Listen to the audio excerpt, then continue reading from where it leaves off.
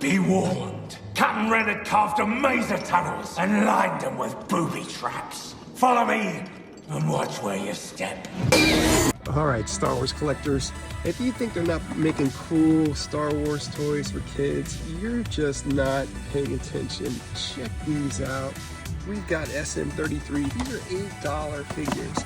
Darth Vader with this sick lightsaber with all this electric red fire coming off of it, and Mando with the rad looking blade. Dude, these figures are sick. I think I'm about to get them all.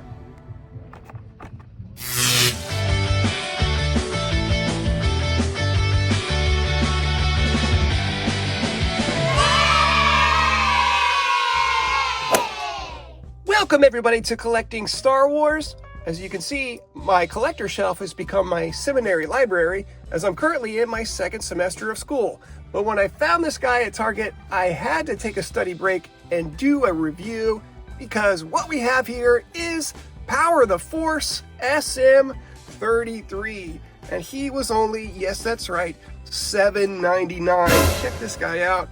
On the back it says SM33 or just 33 is the decrepit first mate of the ship found buried on At-Aten. Of course, he's from Skeleton Crew, and the ship is Onyx Cinder. But hey, less talk, more action figure. Let's open this guy up and have some fun!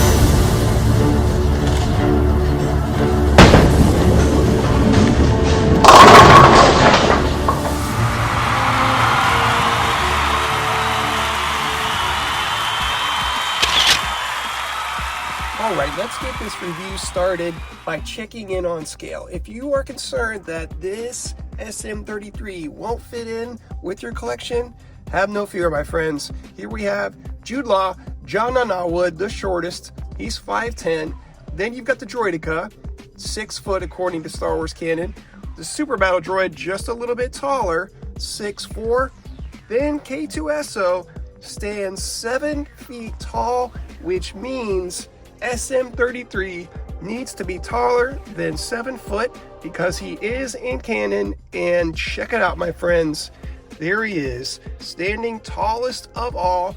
Yes, indeed, SM33 fits to scale. All right, since now we know that scale doesn't fail, let's go ahead and see what other surprises this big guy has in store for us.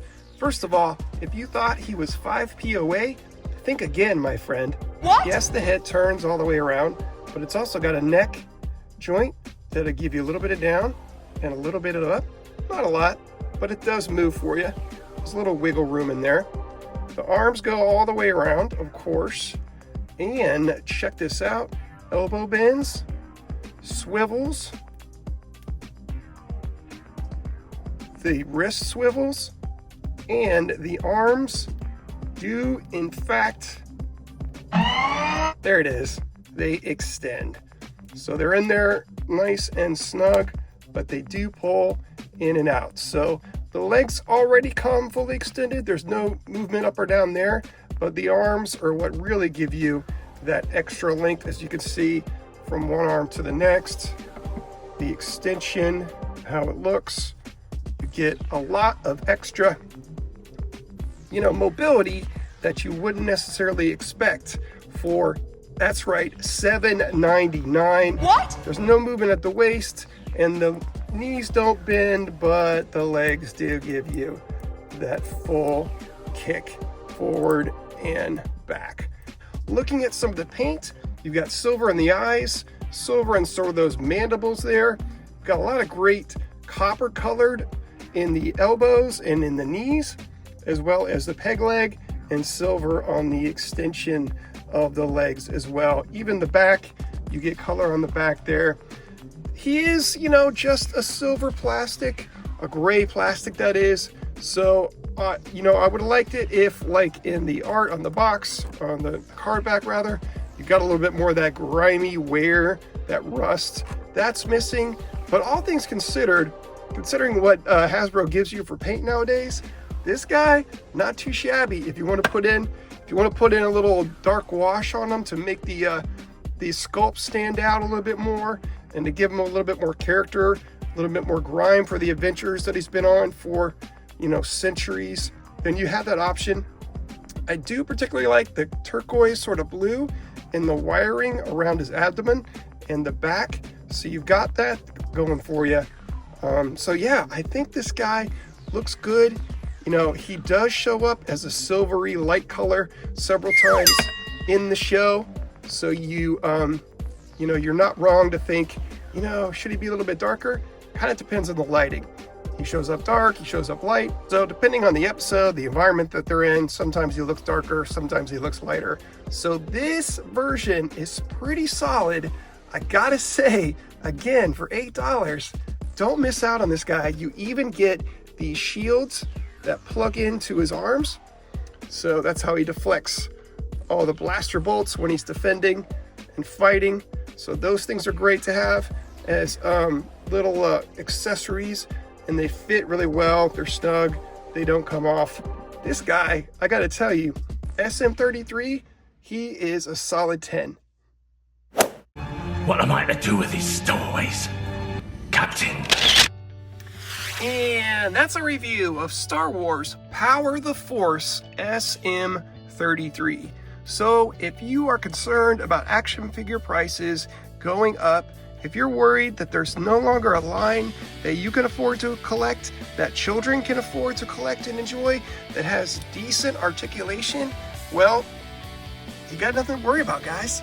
This is it. Power the Force, outstanding, excellent for the price, for all that you get, for the articulation, for the quality, for the scale. It's got it all. This is it, man. I gotta say, I'm really enjoying, really surprised. This gets my 2 thumbs up recommendation. Definitely check it out. If you can find it, pick it up today. So thanks everybody for watching. You can follow me on, you know, I'm on Blue Sky now. So check me out there. And also go ahead and check out my other YouTube channel for inspirational videos. And that's called Devo with Stevo. But until next time, remember, be kind, stay strong, because you are the hero of your own story.